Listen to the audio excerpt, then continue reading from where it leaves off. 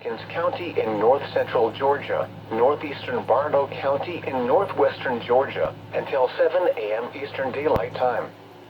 At 6:24 a.m. Eastern Daylight Time, a severe thunderstorm was located over Funkhauser, or 14 miles southeast of Calhoun, moving east at 50 miles per hour. Hazard, 60 miles per hour wind gusts. Source, radar indicated.